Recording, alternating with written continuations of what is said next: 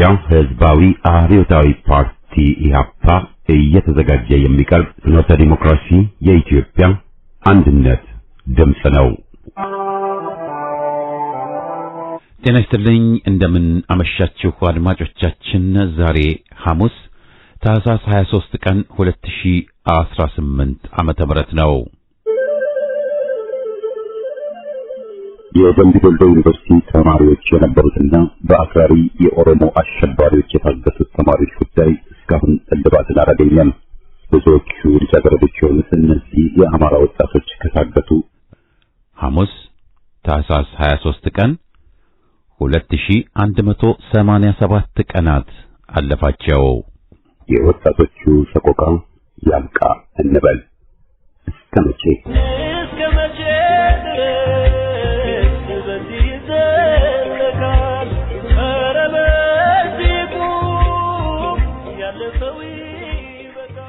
በቅድሚያ ዜና በማስከተልም ትግላችን በሚል አብይ ርዕስ ስር ከአርበኛ ፋኖ መኳንንት ከቢዛሞ ወለጋ የተላከልንን መልእክት ክፍል 4 እና 5 እናሰማለን።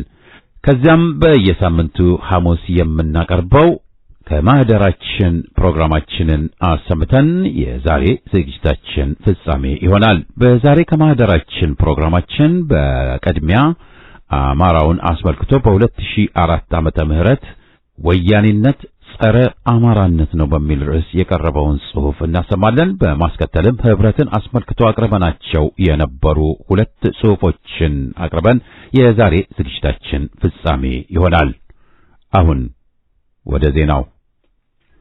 ከወሮታ ደብረ ታቦር ባለው አውራ ጎዳና በአገዛዙ ተደራጅተው በፋኖ ስም ሲዘርፉ የነበሩ ባንዳዎች ላይ ጥብቅ እርምጃ መወሰዱ ተነገረ። በአማራ ፋኖ ብሔራዊ ኃይል ሰሜን አማራ ቀጠና ሜጀር ጀነራል ውባንተ ኮርሰር የተውጣጡ የፋኖ አህዶች በወሮታና በደብረ ታቦር መካከል አገረ ሰላም፣ አርባ አምባ፣ በቆሽ በርና ውር ተብለው በሚጠሩ አካባቢዎች ላይ በወሰዱት እርምጃ በርካታ ባንዳዎችን ሙትና ቁስለኛ በማድረግ ቀጠናውን ማጽዳታቸውን ከክፍለ ጦሩ ህዝብ ግንኙነት ክፍል ለማረጋገጥ ተችሏል። ፋኖ አገዛዙ የአማራ ህዝብን በማህበራዊ እና በኢኮኖሚያዊ ህይወቱ እረፍት እንዲነሱት አደራጅቶ ያሰማራቸው ዘራፊ ወንበዴዎች ላይ የሚወስደውን ጥብቅ እርምጃም አጠናክሮ ቀጥሏል።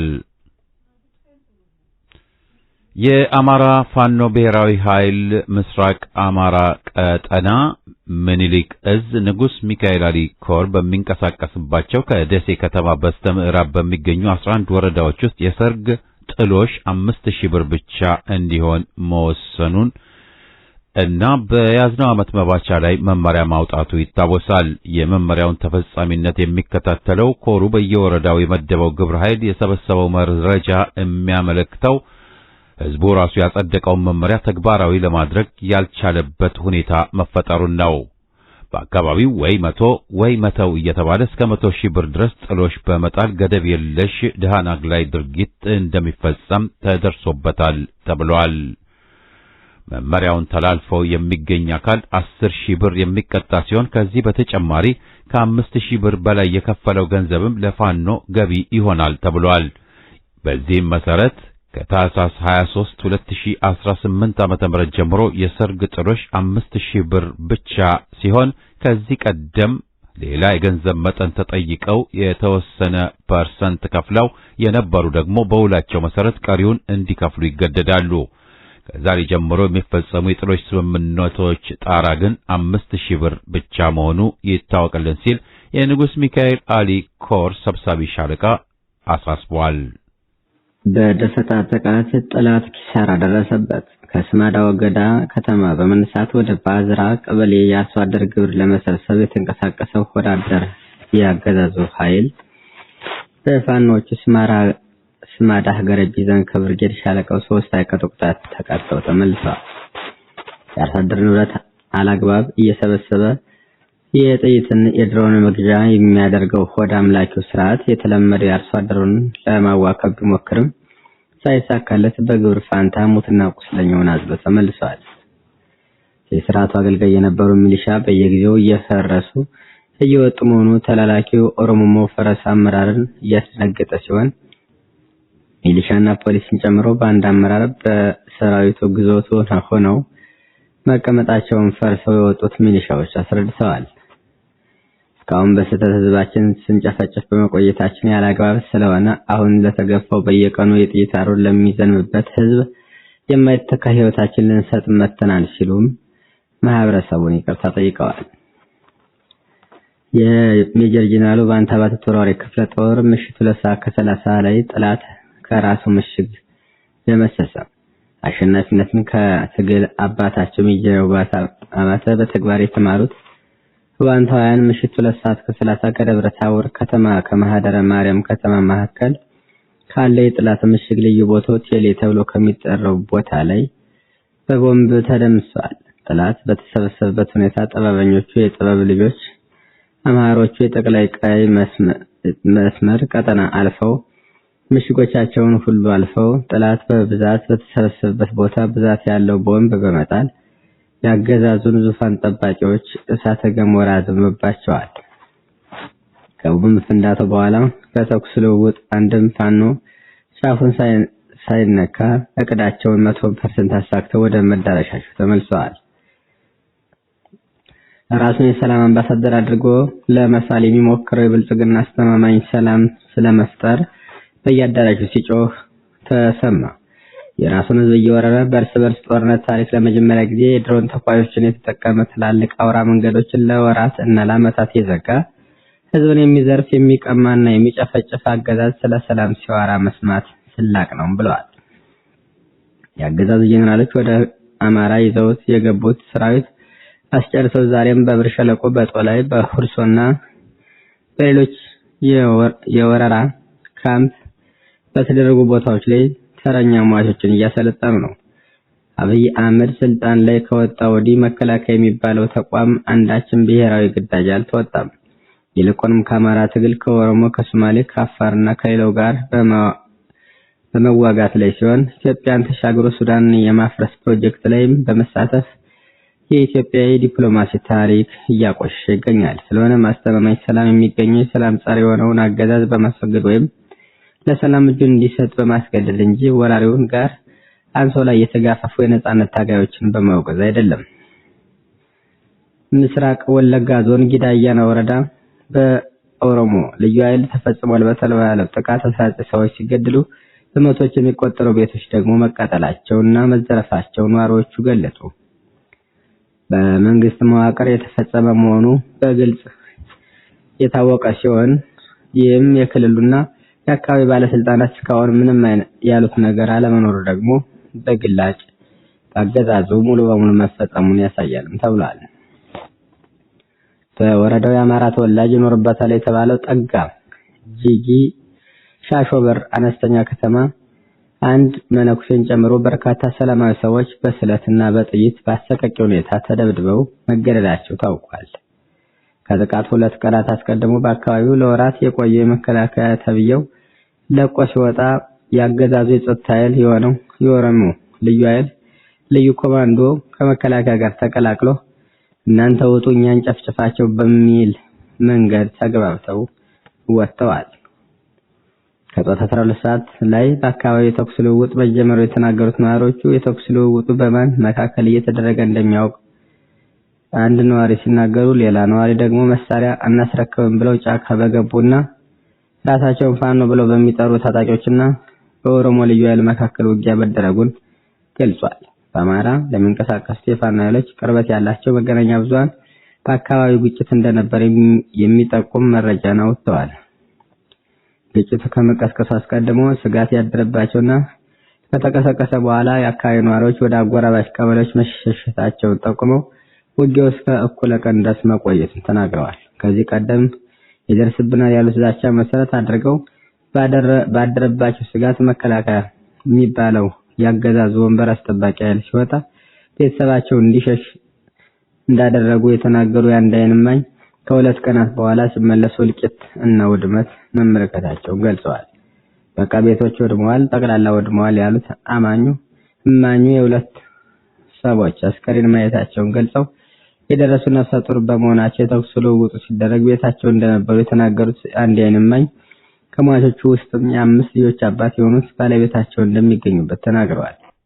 በመጨረሻም ጅቡቲ በሶማሌላንድ የሚገኘውን የዲፕሎማቲክ ቢሮዋን መዝጋቷ ተሰማ። ጅቡቲ ከሶማሌላንድ ዲፕሎማቶቿን መጥራቷን የአገሪቱ መንግስት ባለስልጣናት ጠቅሰው ዓለም አቀፍ የዜና ምንጮች ዘግበዋል።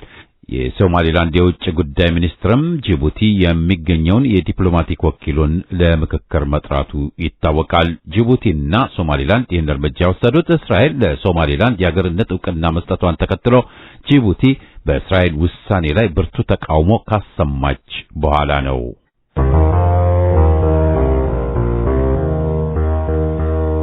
ትግላችን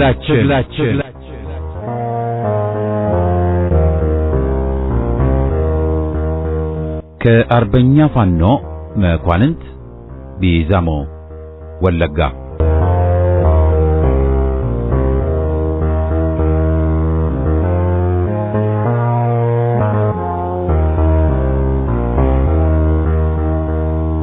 ክፍል 5 የትግል ስትራቴጂ። ትግላችን ሁለገብ ይዘት ያለው ነው። በአማራ ሕዝብ ላይ የተደቀነውን አደገኛ የህልውና አደጋ ለመቀልበስና የሕዝባችን ነጻነቱን ለማረጋገጥ፣ በሌላ አባባል ጸረ አማራ ኃይሎችን ለማንበርከክ አዋጪ ነው የምንለውን ስልት ሁሉ እንከተላለን። ከጸረ መጥፎ ትርክት የሆኑ የነጻነት ታጋዮች ጋር የምንሰራበትን አቅጣጫ ጊዜውን ጠብቀን ግልጽ እናደርጋለን። ትግሉ በፖለቲካም በሚዲያና ፕሮፓጋንዳም በዲፕሎማሲም በወታደራዊ መንገድ ሁሉ በተቀናጀ መልኩ የሚካሄድ ይሆናል። ለዚህም የሚዲያና የነጻነት ታጋዮች በይበልጥ በኢትዮጵያ አንድነት የሚያምኑ ታጋዮች ጉልህ ሚና ይኖራቸዋል። ትግሉን ለማጠናቀቅ ሲባል መላው የአማራ ሕዝብና አገር ወዳድ የሆነው ዜጋ ራሱን በሚችለው መንገድ ሁሉ እያደራጀ የትግሉ ተዋናይ መሆን ይጠበቅበታል። ጸረ አማራ ኃይሎችን የሚያዳክምና የአማራን የህልውናና የነጻነት ተጋድሎ የሚጠቅም እስከሆነ ድረስ ሁላችንም ያለ ቀስቃሽ በየሚናችን የትግሉ መሪ ተሳታፊዎች ሆነን መገኘት ይገባናል። የአማራ ሕዝብ አሁን ለሚገኝበት ታሪኩን፣ ባህሉን እና ቁጥሩን ለማይመጥል አረንቋ የተዳረገው በረጅም ዘመናት የቁልቁለት ጉዞ ነው። የአማራ ሕዝብ ችግር በኦህዴድ ብልጽግና የተጀመረ አይደለም። የኦህዴድ ብልጽግና መወገድ ብቻውን የአማራን ሕዝብ የቁልቁለት ጉዞ አይገታውም። የአማራ ሕዝብ የቁልቁለት ጉዞ የተጀመረው ቢያንስ ከፋሽስት ጣሊያን የቅኝ ግዛት እሳቤና የግፍ ወረራ ጊዜ ጀምሮ ነው። ከዚያ ጊዜ ጀምሮ ያለው የፖለቲካ ሁኔታ ሁሉ የትምህርት ስርዓቱን ጨምሮ አማራን የሚያሳንስና የሚያቀጭጭ ነበር ነውም። ስለሆነም ይህን የዘመናት የውርደት ማቅ ቀልብሶ የአማራን ሕዝብ ህልውና ለማስከበርና ነጻነቱን በአስተማማኝ ሁኔታ ለማረጋገጥ መካሄድ ያለበት ትግል በአማራ ብሔረተኝነት ርዕዮት ላይ በተመሰረተ የፖለቲካ ድርጅት ኃይል መሪነት የሚካሄድ አብዮታዊ ትግል መሆን ይገባዋል ብለን እናምናለን። ይህን ስንል ግን ከላይ በጠቀስነው መሰረት በአገራችን አንድነት በፍትህና በዲሞክራሲ ከሚያምኑ ኃይሎች ጋር የምንሰራበትን አቅጣጫ አንከተልም ማለት አይደለም። አብረን ለመስራት በሚያስችሉ ነገሮች ሁሉ ግልጽ በሆነ መልኩ እንሰራለን። ከላይ የቀረበውን አንቀጽ ዘርዘር አድርጎ ለማስቀመጥ ያክል ትግሉ በአማራ ብሔረተኝነት መመራት አለበት ማለት መላው ሕዝባችን ከልሂቅ እስከ ሰፊው ሕዝብ አማራዊ ማንነቱን እንዲገነዘብና እንዲነቃ፣ በአማራዊ ማንነቱ እንዲደራጅና ለአማራዊ ማንነቱ እንዲታገልና መስዋዕትነት እንዲከፍል መደረግ አለበት ማለት ነው። የትኛውም ሕዝብ በራሱ ተነሳሽነት መስዋዕትነትን በሚያስከፍል ትግል ውስጥ ለመሳተፍ የሚነሳሳውና ወደ ተግባራዊ እርምጃ ውስጥ የሚገባው የሚያታግለው ርዕዮት ሲኖረው ነው። ከሌሎች ወገኖቹ ጋር የሚያጣብቀው የትግሉን መነሻና መዳረሻ ፍንትው አድርጎ የሚያሳየው ፍኖት ወይም ርዕዮት ያስፈልገዋል። በእኛ ሁኔታ ዋነኛው የመታገያ ርዕዮታችን ሃይማኖት ሊሆን አይችልም። የምናካሄደው የመደብ ትግል ወይም በአካባቢ ላይ የተመሰረተ ትግልም አይደለም። ዋነኛው የመታገያ ርዕዮታችን የአማራ ብሔረተኝነት ነው። ትግሉ መሪ ድርጅት ያስፈልገዋል። የአማራ ሕዝብ ህልውናውን ሊያስከብርና ነጻነቱን ሊያረጋግጥ የሚችለው በትጥቅ ትግል በታጀበ አብዮታዊ ትግል ነው። ይህን አብዮታዊ ትግል በድል ለመወጣት ደግሞ ሐሳብ የሚቀምር፣ ስትራቴጂ የሚቀርጽ፣ ድርጅታዊ አመራር የሚሰጥ፣ የዲፕሎማሲና ፕሮፓጋንዳ ስራውን በተደራጀ አግባብ የሚመራ ወዘተ ጠንካራ የፖለቲካ ድርጅት ኃይል የግድ አስፈላጊ ነው። ሰራዊቱም ሆነ ሌላው በአገር ቤትና በውጭ የሚገኘው ታጋይ በዚህ የፖለቲካ ድርጅት አማካኝነት መመራት ይኖርበታል። በጠንካራ የፖለቲካ ድርጅት የማይመራ ሰራዊት ከሽፍታ ወይም ከጦር አበጋዝ የዘለለ ሚና ሊኖረው አይችልም። ስለሆነም ጠንካራ የፖለቲካ ድርጅት መገንባትና ይህን ድርጅት በዲሞክራሲያዊ አግባብ መምራት ቁልፍ ነው። ትግሉ አብዮታዊ ትግል ነው። ይህም ሲባል ህዝባችንን ጠፍረው የያዙት ጎጂ ልማዳዊ ድርጊቶች፣ ስንፍና፣ ማይምነት ወዘተ ከመሰረታቸው እንዲቀየሩ ህዝባችን የራሱን ጉዳይ በራሱ መፍታትን እንዲለማመድ፣ የዲሞክራሲና የተጠያቂነት ባህል እንዲሰርጽ፣ የሥራ ባህል የህዝቡ ዋነኛ መገለጫ እንዲሆን ወዘተ መታገል ያስፈልጋል ማለት ነው። ትግሉ አብዮታዊ ትግል ነው ማለት በህዝቡና በሚገነባቸው አስተዳደሮች መካከል ያለው ግንኙነት ጤናማና የሰመረ እንዲሆን ማድረግ ያስፈልጋል ማለት ነው። በየደረጃው የሚዋቀሩት አስተዳደሮች ህዝቡን በፍጹም ወገናዊነት፣ በቁጭትና በተጠያቂነት መንፈስ እንዲያገለግሉት ማድረግ ያስፈልጋል ማለት ነው። በአገር ደረጃ የሚመጣው ለውጥም በተመሳሳይ ፖለቲካና የማህበራዊ ጉዳዮችን በመሰረታዊነት የሚቀይር መሆን አለበት ማለት ነው። ይህን ለማድረግ ታዲያ ታጋዩ ራሱ ታታሪ፣ በዲሲፕሊን የሚመራ፣ አቅዶ የሚሰራ ወዘተ መሆን ይኖርበታል። ታጋዩ ህዝቡን አስተባብሮ አብዮታዊ ለውጥ ለማምጣት መጀመሪያ በራሱ ላይ አብዮት ማካሄድ ይኖርበታል። የትግሉ ተዋናዮች እነማን እንደሆኑ፣ ትግሉ የት እንደሚካሄድና ትግሉ እስከ መቼ እንደሚቀጥል ጠንቅቆ መገንዘብም በጣም አስፈላጊ ነው።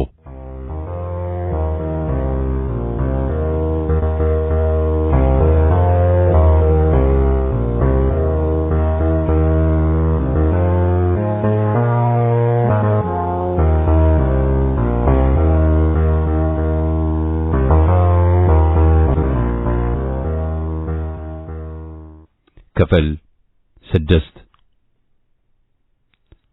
ትግሉ የሁሉም ነው። የገጠመን የህልውና ትግል በውስን ሰዎች ወይም በውስን የህብረተሰብ ክፍሎች ትግል ብቻ የሚፈታ እንዳልሆነ በግልጽ መገንዘብ ያስፈልጋል። የአማራ ህዝብ ራሱን ሳያደራጅ ለበርካታ ዓመታት የቆየ ከመሆኑ አኳያ ብዙ የተከማቹ ወይም ያደሩ የቤት ሥራዎች አሉበት። እነዚህ ያደሩና የተከማቹ የቤት ሥራዎች የእያንዳንዱን አማራ የነቃና የተደራጀ ተሳትፎ ይፈልጋሉ። ሁሉም አማራ ሊገነዘበው የሚገባው ቁም ነገር በህልውና ትግሉ ተሳትፎ የማያደርግ ወይም የዳር ተመልካች የሆነ አንድም ሰው መኖር እንደሌለበት ነው። የሚሳተፍበት አግባብና ሁኔታ ሊለያይ ቢችልም ሁሉም አማራ የነጻነት ታጋይ ወይም ፋኖ ነው። ግማሹ በንቃተ ህሊና ግንባታ፣ ሌላው በማደራጀት፣ ሌላው በመዋጋትና ማዋጋት፣ ሌላው በስንቅና ትጥቅ አቅርቦት፣ ሌላው በሚዲያ እና ፕሮፓጋንዳ ወዘተ ሁሉም እንደያቅሙ ተሰልፎ መታገል ይጠበቅበታል። ሌሎች ታግለው ህልውናችንን ያረጋግጡልናል፣ እነከሌ መስዋዕት ሆነው ነጻነታችን ይረጋገጣል ብሎ ነገር አይሰራም። በአጠቃላይ እያንዳንዱ አማራ ሴት፣ ወንድ፣ ወጣት፣ ጎልማሳ፣ ሙስሊም፣ ክርስቲያን፣ ሀብታም፣ ደሃ፣ የታጠቀ፣ ያልታጠቀ፣ የመንግስት ሰራተኛ የሆነ ያልሆነ ወዘተ ሳይባል በማንነቱ ተደራጅቶ ለህልውናውና ለነጻነቱ መታገል ይገባዋል። በዚህ መንገድ ሁሉም ታጋይ ሆኖ ከተሰለፈ ብቻ ነው የገጠመንን የህልውና ትግል ባጠረ ጊዜና ባልበዛ መስዋዕትነት በድል መወጣት የምንችለው። ትግሉ የሁል ጊዜም ነው። ትግሉ የሁሉም ብቻ ሳይሆን የሁል ጊዜም መሆኑን እያንዳንዱ አማራ ጠንቅቆ መገንዘብና ራሱን ማዘጋጀት ይገባዋል። ከገባንበት የውድቀት መቀመቅ ልንወጣ የምንችለው ሁል ጊዜም ስንታገል መሆኑን መገንዘብ ይጠበቅብናል። አንድ ጊዜ ሞቅ ሌላ ጊዜ ቀዝቀዝ በሚል የትግል መንፈስ ታግለን ህልውናችንን ልናስከብርና ነጻነታችንን ልናረጋግጥ አንችልም። ትግሉ የሁል ጊዜም ነው። በህልውና ትግል ውስጥ ለሚገኝ ህዝብ ሰርጉም፣ ተስካሩም፣ የጽዋ ማህበሩም፣ አመት ባሉም፣ የቡና ተርቲሙም የውይይትና የምክክር መድረክ ነው፣ ጉባኤ ነው። ውይይትና ክርክር ይካሄድበታል። ሐሳብና መረጃ ይንሸራሸርበታል። ገንዘብ ስንቅ ይዋጣበታል ወዘተ።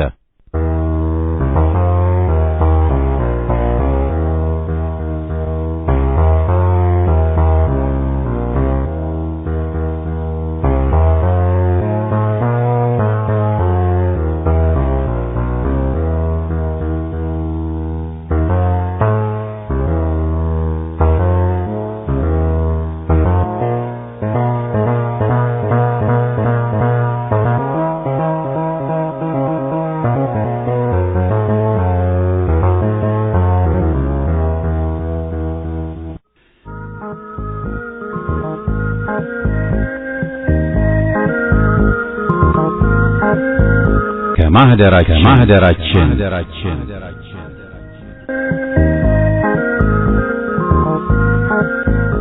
ከማህደራችን ዘወትር ሐሙስ የሚቀርብ ከዓመታት በፊት በፍኖተ ዴሞክራሲ ቀርበው የነበሩ ሀተታዎችን፣ ትችቶችንና ጥናታዊ ጽሑፎችን ምን ብለን እንደነበር ለማስታወስ የሚቀርብ ዝግጅት ነው።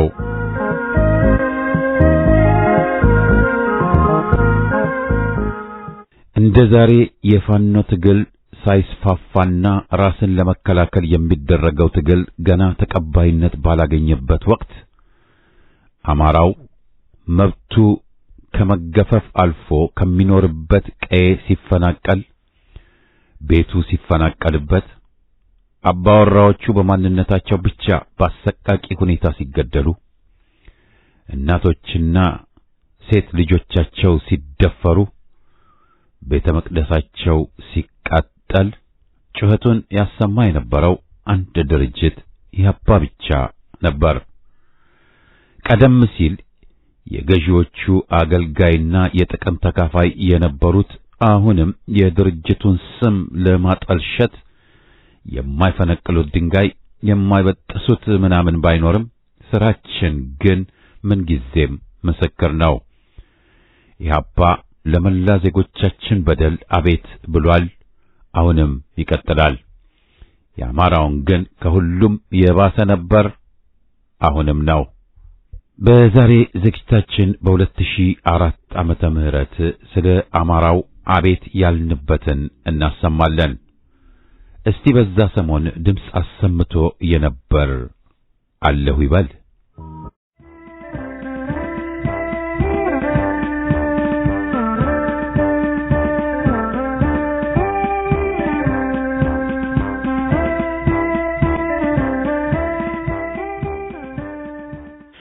ወያኔነት ጸረ አማራነት ነው።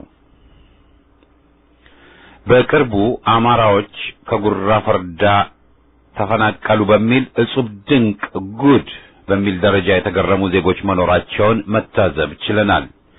ይህ ግን የወያኔን ማንነት አለማወቅ ነው። ማፈናቀሉ ሲካሄድ ዓመታት አልፈዋል።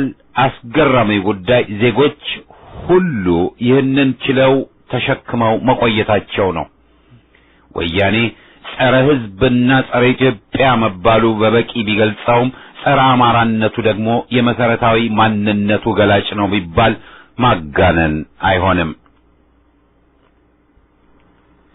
ጠባብ ብሔረተኞች በሞላ ኢትዮጵያ ማለት አማራ ማለት ነው በሚል ከአጼው ጊዜ ጀምሮ ብቻ ሳይሆን ከአጼ ምኒልክ ጊዜም ወዲህ ቢሆን ሁሉም ገዢዎችና ስርዓቶች አማራ ናቸው፣ አማራ ደግሞ ጨቋይ ነው ወዘተ በሚል ሲያደነቁሩን ቆይተዋል። መለስ ዜናዊ፣ ስብሐት ነጋ ወዘተ የተባሉ ቅዶች በአማራና በአጼ ምኒልክ ክም ላይ ያጮሁትን የጫጅራፍ ሁላችንም እናውቀዋለን። ለወያኔና ሻዕቢያ ያደረው አንድ ቅጥረኛ የቡርቃ ዝምታ በተባለው አሳፋሪ መጽሐፉ ለምሳሌ አጼ ምኒልክን በጨፍጫፊነት ፈርጆ ለመወንጀል ሲቃጣ የወያኔ ሰላይና ነፍሰ ገዳዩ ሌላው ከሃዲ ደግሞ የምኒልክን ጸረ ትግሬነት ፈጣጥሮ አማራዎች ትግራይን ሊጎዱ ዝንታለም ሲጥሩ እንደነበር ለማሳመን ተወራጅቷል። ወያኔ ገና ትግሉን ሲጀምር ወይን በተባለው መጽሔቱ ትግላችን ጸረ ኢምፔሪያሊስት ጸረ አማራ ነው ብሎ ማስፈሩም የሚታወቅ ነው። በዚህ መርህ መሰረት ነው ወያኔዎች የተቃኙት። መለስና ስብሐት የዚህ ጸረ አማራነት ዋና አራማጆችና አናፋሾች ሲሆኑ በአጠቃላይ ሁሉም የወያኔ መሪዎች ዛሬ ከወያኔ ተለየን የሚሉትም ሁሉ በጠባብ የትግሬ ብሔረተኝነት የተቃኙና አማራውን እንደ ሕዝብ የሚጠሉ መሆናቸውን ያየነውና ሐቅ የምንለውም ነው። የወያኔን ድርጅት አንድነት የሰጠው ይህ የአማራ ጥላቻና ሀብታሚቷን ትግራይ ከምኒልክ ጀምሮ አማሮች አጠፏት የሚለው የሐሰት ዘመቻ መሆኑ አያከራክርም። ለስልጣን ሲደርሱ ኦሮሞዎችን፣ ሶማሌዎችን ወዘተ በአማራው ላይ ለማስነሳት ያደረጉትን ጸያፍ ዘመቻም የምናስታውሰው ነው። የኢድህ ድርጅት ጠርናፊት የትግራይ ተወላጅ አባሎች በብዛት የነበሩት ቢሆንም ትግሌ ለኢትዮጵያ ነው በማለቱ በወያኔ ዓይን አማራ ሆኖ ውጊያ ተከፈተበት። ኢህአፓ ህብረ ብሔራዊ በመሆኑ የወያኔን ሁሉም ብሔረሰብ ተገነጣጥሎ በየራሱ ነጻ መንግስት ያቋቁም የሚለውን የ1967 ዓመተ ምህረት መርሃ ግብር ከመቃወሙ ሌላ ትግሌ ለአንዲት ዴሞክራሲያዊት ኢትዮጵያ ነው በማለቱ አባይ ኢትዮጵያ አማራ ተብሎ በሁሉም ጠባቦች በተለይም በወያኔና ሻዕቢያ በተደጋጋሚ በጦር ተጠቅቷል። ዛሬም በእነዚሁ እየተዘመተበት ነው። የባንዳው የባሻ አስረሱ የልጅ ልጅ መለስ ዜናዊ ከልጅነቱ ጀምሮ አማራና ኢትዮጵያን የሚጠላ እንደነበር የተዘገበ ሐቅ ነው። ባመቸው ጊዜና ሁኔታ ሁሉና ባለው አቅም ይህን ጠላት ያለውን አማራ ለመጉዳትና ለማጥፋት ሲጥር የቆየና ለዚህም ጥረቱ የወያኔ መሪዎችን ሙሉ ትብብርና ድጋፍ ማግኘቱንም እናውቃለን። ከዚያም የሻዕቢያን ሙሉ ድጋፍ፣ የኦነግን ሙሉ ድጋፍ አግኝቷል። ኢትዮጵያን የሚጠሉ ባዕዳንም ነጮቹም አረቦቹም ዛሬም ትናንትም ከጸረ አማራው ወያኔ ጎን ቆመዋል። ዘረኞቹ በኢህአፓ ላይ ሲዘምቱም ለኢትዮጵያ ቆመናል ብለው ዛሬ የሚያደነቁሩን ክፍሎች ከዝምታ ሌላ ተቃውሞ አላሰሙም። የመንግስቱ ኃይለማርያም ጭፍጨፋ ደግሞ ለወያኔ ከሰማይ የወረደ መና ሆኖለታል። አረመኔው ፋሽስት የአገሪቷን ብርቅዬ ልጆች መኮንኖችና ጀነራሎች ፈጅቶ ኢትዮጵያን ለወያኔ ጥቃት ሰለባ አድርጓታል። ዛሬ ይህንን አረመኔ ሊያወድሱ የተነሱት ሁሉ ለአገርና ለሚጠቁ ህዝቦች ሁሉ ተቆርቋሪ ነን ቢሉ የሚታመኑ አይሆኑም። ለወያኔ የዛሬ ግፍ ተጠያቂ ያለፈው አገዛዝና ጭፍሮቹ ናቸው። ወያኔ የትግራይ ምሽት ብሎ ገንዘብ ሲሰበስብ በአሜሪካና አውሮፓ ሲረዱት የነበሩት ሁሉ ዛሬ ራሳቸውን መታዘብም ይጠበቅባቸዋል። ወያኔ ሽግግር ጉባኤ ብሎ እነ ኢህአፓን አግሎ ሲያካሂድና የኤርትራ ግንጠላን ሲያጸድቅ በሀገር ቤት ከፕሮፌሰር አስራት ባሻገር አልያለ አልነበረም። ሌንጮ ለታ፣ አሰፋ ጫቦ፣ በየነ ጴጥሮስ ወዘተ ለመለስ ነው ያጨበጨቡትና ለሹመት የቀረቡት። ተማሪዎችስ ቡጥሮስ ጋሊንና ግንጠላን ተቃውመው ሲሰለፉና ሲጠቁ ማን ከጎናቸው ቆመ? ከዚያም ወያኔ በቀጥታም ሆነ በነጃራ በነሌንጮ ሐሰን አሊና ሌሎች አማካይነት አማራውን በየቦታው ሲያስፈጅ የተቃውሞ ድምፅ ያሰሙ ለመሆኑ እነማን ናቸው? እነመለስን ልጆቼ ማለትና ማዳነቅ ሰፍኖስ አልነበረም? በአማራው ላይ ተረባርቦ ይህን መከራ የጎዳውን ሕዝብ ለማድቀቅ የተደረገውን ጥረት ግን ከሽፏል። ስንቶቹ የጨፈሩበት የአማራ ሕዝብም ሳይጠፋ ቀርቷል። ወያኔን የተቃወመ ሁሉ በትምክህትና አማራነት መፈረጁም ለብዙ ጊዜ የሚሠራ ማጠየቂያ ሊሆን አልቻለም። የኢትዮጵያ ሕዝብ በአንድነት ሊኖሩ ይችላሉ የሚሉ ትምክህተኛ የሸዋ ተራማጆችና ወይም ሌላ ጊዜ ማለት እንደሚወዱት ነፍጠኞች አማራዎች ብቻ ናቸው የሚል መርሃ ግብር ያሰራጨው ወያኔ አማራዎችን ከወልቃይትና ጠገዴ ሆነ ከጉራ ፈርዳ ወዘተ ሲያፈናቅልም መገረም የለብንም።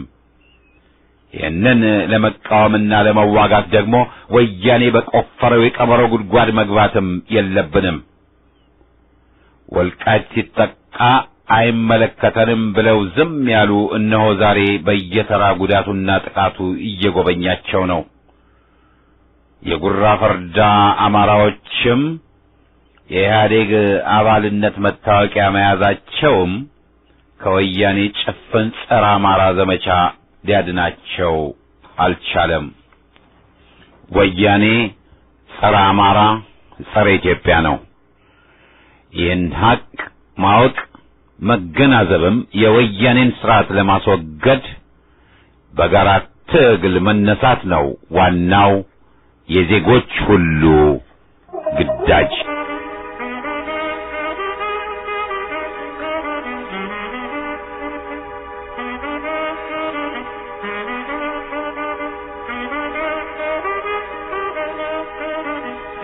ሳናረጅ ሳንጃጃ ታሪክን ሳንረሳ ማየት ሳያቅተን ዓይናችን ሳይጠፋ ነገ የሚወሳውን ትናንትና ኖረን በኑራችንም ወንዝ በደም ቀይ ባህር ላይ የታሪክን ጀልባ ወደ ግራ ቀስፈን ከሕዝብ ወደብ ከተን ሞት ለግራዚያኒ የአርበኞች መፈክር በወጣት ቁጥቦች በታሪክ ወራሾች ሲጎሰም ትናንትም ገድለን ፍርሃትን ያን ራስ መውደድን ለምትጮህ ሀገር አለና እያልን በጻረ ሞት ቀን በመሐይም መንጋ በነፍሰ ገዳዩ አሹፈን አላግጠን ሞት አይፈሬ ትውልድ የፋሽስት መጋኛ ሀገር ወዳድ ትውልድ የጠባብ ማርከሻ ሽቶ ከርቤ ቀርቶ ባሩዱን ታጥኖ በወቅ ቀብሩ ሲተን መንገድ መጣል ደርቶ የሞት ጽዋን ጨላጭ በመዝሙር አጅቦ በእናቸንፋለን ጥይትን ከልሶ ማን ይፈራል ሞትን ክታቡ ያረገው ያ ትውልድ እንጅማ ሌላማ ሌላ ነው።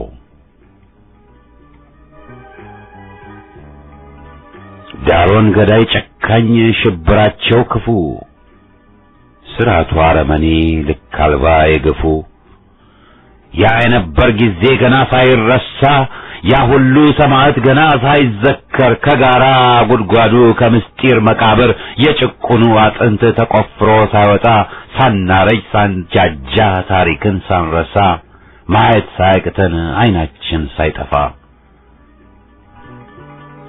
ሕሊናችን በሆድ ታንቆ ሳይገደል አሁን ምን አመጣው ያልነበረን ነበር ብሎ ለማሳመን ደፋ ቀና ማለት ሌት ተቀን መባከን ወረቀት መጨረስ በዘረኛው ማጀት ሐሰትን መታጠን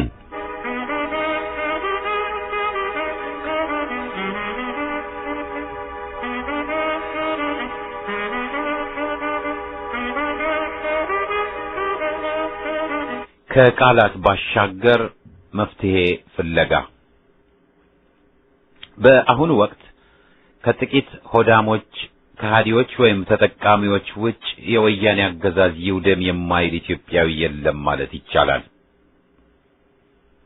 እስከዛሬ የሕዝብን ትግል የተጠናወተውን የመዳከምና የመከፋፈል ችግርስ እንዴት ማስወገድ ይቻላል ስንልም አብዛኛው ሰው ተቃዋሚዎች መተባበር አለባቸው ማለቷ የተረጋገጠ ነው። ሌሎችም መወገድ ያለባቸው ችግሮች አሉ። ግን በርካታ ዜጎች ህብረት ቢኖር የጠላት ወገብ ይሰበራልና ይሸነፋል ብለው ያምናሉ። ህብረት ሲባል ዓመታት አልፈዋል። አያሌ የህብረት ሙከራዎችም ተደርገውና ህብረቶች ተመስርተው ውጤታቸውንም አይተናል። አብዛኞቹ የህዝብን ትግል ጠቅመው አልፈዋል። ሌሎች ደግሞ ተመሰረትን ቢሉም ነው እንዴ የሚላቸው ሳያገኙ ከስመዋል። ከዚህ ሁሉ ተመክሮ ተምረን ምን ማድረግ ይገባናል? አመቺ የፖለቲካ ሁኔታ ተፈጥሯልና መንገዳችን ምን መሆን አለበት? ከዚህ ጥያቄ በፊት ግን መመለስ ያለበት ጥያቄ የወያኔን አገዛዝ መውደም ያለበት ነው እንላለን ወይስ አንልም የሚለው ነው። ወያኔ ወዳጅ ነው፣ መለስ ታላቅ ሰው ነበር የሚሉና የወያኔ አገዛዝ ጸረ ኢትዮጵያ መርገም ነበርና መውደብ አለበት የሚሉ በአንድ ጎራ ሊሰለፍ አይችሉም። ለትግል ድል በቅድሚያ ጥርት ያለ ማን ነው ጠላት ማን ነው ወዳጅ የሚል ግንዛቤ አስፈላጊ ነው። ጠላትን ወዳጅ ብሎ ማቀፍ ከተከሰተ ህዝባዊው ትግል በከባዱ ይጎዳል። ጸረ ህዝቦቹን ኢትዮጵያዊና ልጆቻችን ብለው ያቀፉ ኢትዮጵያን በሚያሳዝን ደረጃ ጎድተዋል። የወያኔ አገዛዝ ጸረ ኢትዮጵያ መሆኑን ደግሞ ደጋግሞ እያሳየ አሌ ብለው ሊደግፉ ሊያቅፉት የጣሩ ሁሉ እናት ኢትዮጵያን በተጨባጭ ክደዋታል። የህብረት ጥረቶች ድክመት ኖራቸው አልኖራቸው በወያኔ ላይ አብረው ለመነሳት ወጥነው እስካበሩ ድረስ የሚመሰገኑ ናቸው። ቢያንስ ወያኔ ጠላት ነው ብለው ለማበር ጥረዋልና መጨረሻው የተፈለገው ሊሆን ባለመቻሉ ብቻ ጥፋተኞች ሊባሉ አይችሉም። ድክመታቸውን ማንሳት ብቻ ሳይሆን ያደረጉትንም አዎንታዊ አስተዋጽኦ መገንዘብ ያሻል። ኢህአፓ ከረጅም ተመክሮ በኋላ ህብረትን በተመለከተ ከማን ጋር ለሚለው መልስ ሆነ የት በሚለውም የሰጠው መልስ ተቃውሞ ያላቸው አሉ። ለምን የህብረት አጋሮች በኢትዮጵያ አንድነት የሚያምኑ ቅድመ ሁኔታ ታስቀምጣላችሁ ያሉ አሉ። አንዳንዶች ደግሞ ኢህአፓ ራሱ በአገር ቤት የለምና ለምን በሀገር ቤት ተገናኝተን እናበር ይላልም ብለዋል። ህብረት በሀገር ቤት የሚለው አቋም ኢህአፓ በሀገር ቤት አለ የለም ከሚለው ባሻገር መሰረታዊነቱ ህብረት ለትግል ከሆነ መሰረቱና እንቅስቃሴው በሀገር ቤትና በትግሉ መድረክ በመሆኑ ነው። ህብረት መሰረትን ብሎ በአሜሪካና አውሮፓ ከተሞች ገንዘብ አምጡ ከሆነ ግቡ ያየነው ምጸት ነውና ውጤት አይኖረውም። ለዚህም ነው ህብረት ካልን ዘንዳ በሀገር ቤት በትግሉ መድረክ ህብረቱ ተደርጎ በተጨባጭ ትግል ስምሪት ይፈተን የሚባለው። በዚህ ላይ ኢህአፓ በሀገር ቤት አለ የለም የሚለው ጥያቄ መሰረታዊ አይደለም። ዋናው ጥያቄ ህብረቱ በአገር ቤት ይደረግ አይደረግ የሚለው ነውና ኢህአፓ በሀገር ቤት እንተባበር ሲል በሀገር ቤት ህልውና ቢኖረው ነው። ካልሆነም ፈትኖ ማረጋገጥ ማወቅ ይቻላል። ዋናው ሐሳብ ግን ማለትም ህብረት በሀገር የትግል መድረክ የሚለውን ውድቅ ማድረግ አይቻልም። በሐሳብና አቋም ደረጃ ግን ለምን ኢህአፓ ህብረት በአገር ቤት የሚለውን አቋም አስተጋባ ስንል መሰረታዊ ምክንያቶቹን ማወቅ እንችላለን። በውጭ ሀገር ብዙ የህብረት ጥረቶች ተደርገዋል። የነበሩትን ነበሩ ብለን እንለፋቸው። ዛሬ ያሉት ግን ምንድናቸው? በዚህ በዚያ አበርን፣ ተባበርን፣ ተቀናጀን የሚሉት ኃይሎች በሞላ ከቶም አመርቂና ተስፋ ሰጪ አይደሉም። ለምን? በቅድሚያ ብዙዎቹ በሀገር ይህ ነው የሚባል ሚዛን የላቸውም። አባላት የሏቸውም።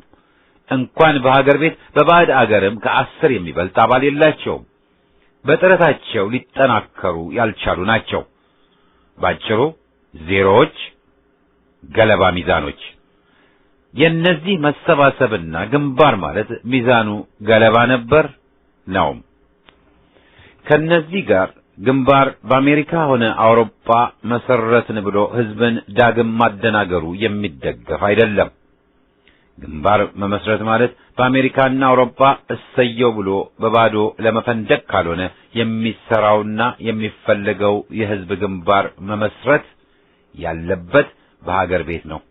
ትግሉ እዚያ ነውና ህብረት ከትግል ሜዳ ርቆ አይዘልቅምና ነው። የዓመታት ተመክሮን ስንመረምርና የሚያዋጣ መንገድ ስንፈልግ ህብረት በትግል ሜዳ የሚለውንም መልእክት እናገኛለን። ኢህአፓ በሀገር ቤት ህልው ነው። በአቅሙ እየታገለ ነው። የለም የሚሉት እንተባበር ብለውም ሊፈትኑት ይችላሉ። የድርጅቱ ግዳጅ አቅጣጫን መጠቆም ነው። ፈረስን ከወንዝ ያደርሳሉ እንጂ አስገድደው አያጠጡም ነው ሐቁ። በመሆኑም ከራሳቸው ውሳኔ ተነስተው የድርጅት መመሪያ ዘንግተው የድርጅትን መስመርና መርሃ ግብር ከተጻረሩ ግን የድርጅቱን መሰረታዊ መስመር የሚቃወሙ ናቸው ማለት ነው። በባዕድ አገር የተመሰረቱ ግንባሮች ሊሽመደመዱ የቻሉት አንድም የግንባሩ አባላት ድርጅቶች ሚዛን አልባ በመሆናቸው ሲሆን፣ በሌላ በኩል ደግሞ በተጨባጭ በሀገር ቤቱ ትግል አስተዋጽኦአቸው ባዶ በመሆኑ ነው። ይህን ተመክሮ ገምግሞ ድርጅቱ ህብረት በሀገር ቤት ማለቱ ተገቢ ነው። ስለዚህ የህብረት ሂደት ባሻገር ግን የህዝብን የተቃውሞ ሙከራ መደገፍ ደግሞ ወሳኝ ነው።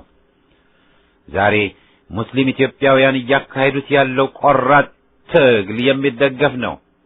ይህን ማጀብና ከጎናቸው መሰለፍ ደግሞ የሁሉም ዜጎች ግዴታ ይሆናል።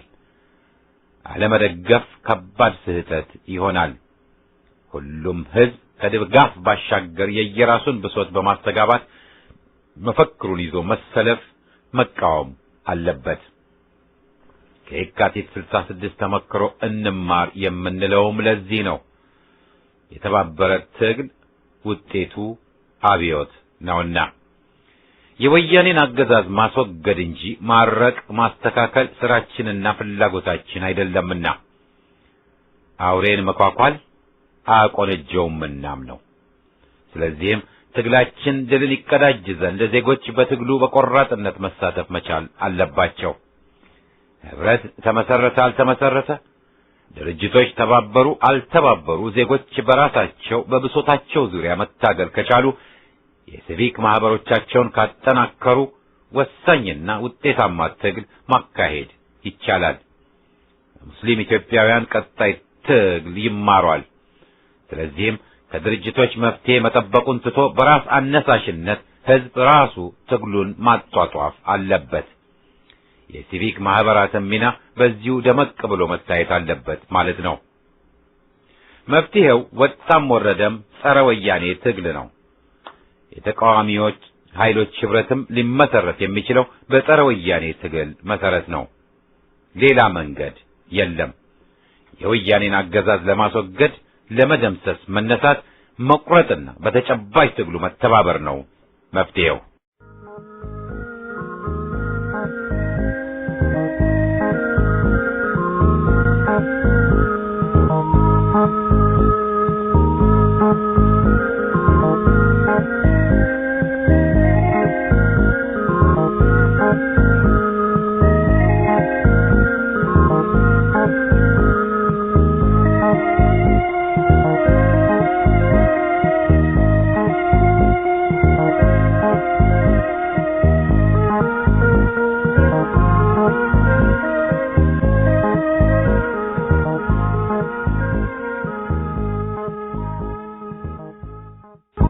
ለህብረት እድሉም ጊዜውም አለ። ስለ ህብረት አስፈላጊነትና አልፎም አንገብጋቢነት ያልተባለና ያልተጻፈ የለም ብንል ትክክል ነው። ጥቅሶቹም በብዛት ተደርድረው አላብራሉ የተባሉትም ድርጅቶችና ቡድኖች በየተራ ተወቅሰዋል፣ ተወግዘዋልም።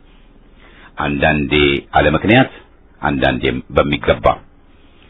የሀገራችንን ጠላት ለማስወገድ በህዝብም በድርጅትም ደረጃ መተባበራችን ክንዳችንን አጠናክሮ ወደ ድል እንደሚወስደን ጥርጥር የለውም። የሀገራችንም ሆነ የዓለም ሁኔታ ውስብስብ ነውና መሆን ያለበት በግድ የሚሆን ሆኖ አይገኝም። መጣር መጋረድ ይጠይቃል። ከዚህ ቀደም ልዩ ልዩ የህብረት ጥረቶች ተመስርተው በአብላጫው ጥሩ ውጤትን አስገኝተዋል። የፖለቲካ ሀሁ አልገባ ያላቸው አንዳንዶች ህብረቶችና ግንባሮች ምንም ሳይፈይዱ ከሰሙ ማለቱ ይቀናቸዋል።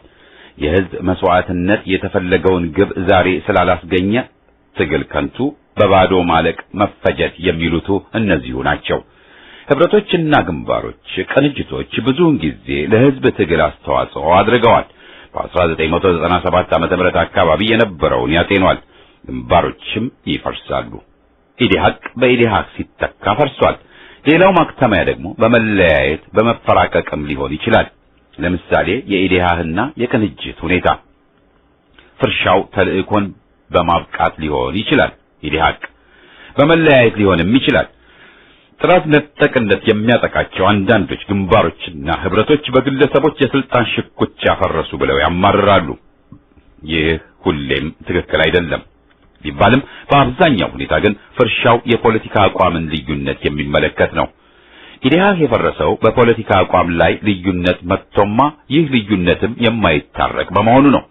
ያለፈን ታሪክ ስናጤን ለምሳሌ ግልብ ግንዛቤ ዕውቀት ያላቸው በኢህአፓና በመኢሶን አንዳንዶችም በደርግ መካከል ምንም ልዩነት አልነበረም ብለው ይደመድማሉ። ይህ ግን አላዋቂነት ነው። ከደርግ ጋር አብሮ መስራት አለመስራት፣ የደርግ አገዛዝን መቀበል አለመቀበል፣ ሁሉን አቀፍ ህዝባዊ ጊዜያዊ መንግስትን መስረታ መደገፍ ወይም ወታደራዊ አገዛዙን መቀበል መሰረታዊና እንደታየውም የማይታረቁ ልዩነቶች ነበሩ። ኢዴሃህ የፈረሰውም በአገር ቤት ያሉት መሪዎች የድርጅቱን አቋም ጥሰው ከወያኔ ፓርላማ ሲገቡ ነው። ቅንጅት ከኢዴፓ የተለየው በግለሰቦች ጭቅጭቅ ሳይሆን በአቋም ልዩነት ነው ወዘተ። ስለዚህ ሁሌም የፖለቲካውን ምክንያት በቅድሚያ መፈለግ ተገቢ ይሆናል። በ1997 ዓመተ ምህረት ምርጫ ጊዜም የተሰዉትን ዜጎች ያስፈጀ የለም፣ መስዋዕትነታቸውም ከንቱ አይደለም። ትግል አልባ ድል እየተመኙ ካሉት በስተቀር ማለት ነው። በዚህ ሆነ በዚያ ግን ከህብረት ጥረቶች ብዙ አዎንታዊና አሉታዊ ተመክሮች ተገኝተዋል። እነዚህን መመርመርና ገንቢ ትምህርትን መቅሰም የኢትዮጵያ ሀገር ወዳድ ድርጅቶች ኃላፊነት ነው። ከነዚህ እንቁ ትምህርቶች አንዱ ህብረት ሊመሰረት የሚችለው በዋናው ግብ ላይ ስምምነት ባላቸው ኃይሎች መካከል መሆኑ ነው። የኢትዮጵያን አንድነት የሚቀበሉ ኃይሎችና ኢትዮጵያዊ አይደለንም አገሪቷም ትበጣጠስ የሚሉት የሚሰምሩበት ሁኔታ ሊኖር የሚችለው አንዱ ወይም ሌላው አቋሙን ሲቀይር ብቻ ነው። ለዚህም ነው ኢትዮጵያውያን ኃይሎች ለመተባበር ከመጣር ይልቅ ኢትዮጵያዊ ከቶም አይደለንም ከሚሉት ጋር ለመተቃቀፍ መድከም የማይገባቸው። ሌላው ሊዘነጋ የማይገባው ትምህርት ደግሞ የሚተባበሩትን ድርጅቶች ህልውናና አቅም እንዲሁም የትብብራቸውን ቅርጽ ይመለከታል። ከዚህ ቀደም ድርጅታዊ ህልውናቸውና ሚዛናቸው በአንጻራዊነት የገዘፈ ያባላቸው ቁጥራቸው ይህ ነው ሊባልላቸው ከማይችሉትና በትግል መስክ ምንም ህልውና ከሌላቸው ጋር በእኩል ደረጃና ድምጽ እየተሰለፉ መጨረሻው ዝብርቅርቅ ሆኗል። ቅንጅት በአገር ቤት ሲመሰረት በቀስተ ደመናና በመኢአድ በኩል በሚዛንም ሆነ በቁጥር ርቀታቸው ሰማይና መሬት ነበር። መሰል ሁኔታም ኢህአፓን በህብረት ጥረቶቹ ያጋጠሙት መሆኑ ይታወቃል። ስለዚህም የህብረት ቅርጽና አወቃቀርን በተመለከተ ያለፈውን መከተሉ የማይጠቅም ከመሆኑ ሌላ ጫና ተሰጥቷቸው መረጋገጥ ያለባቸው ጉዳዮች፣ አንደኛ ድርጅቶቹ በኢትዮጵያ አንድነትና በዴሞክራሲ የሚያምኑ መሆናቸው፣ ሁለተኛ ድርጅቶቹ በትግሉ ወይም በተጨባጭ ህልውና ያላቸው መሆናቸውን ይመለከታል። እነዚህ ግንዛቤዎች ዙሪያ በመመስረት ተጨባጩን የግንባር ጥረት በአገር ቤት በትግሉ መስክ እናድርግ የሚለው ሐሳብ መማር ያሉብንን አበይት ጉዳዮች ቦታ ይሰጣቸዋል። ዛሬ ህብረት መኖሩ አስፈላጊ ነው። አሁንም ቢሆን ካለፈው ተመክሮ ተምረን ወደ ህብረት ለመሄድ ካልተቻለም በተወሰነ ደረጃም ተባብረን የጋራ ጠላታችንን ለማሸነፍ መነሳት ይኖርብናል። ይህን ከተቀበል ወዳጅ መሰል ጠላቶችን ቀዳዳ መስጠቱም ያከትማል። የወያኔም ውድቀት ቀን ይቃረባል።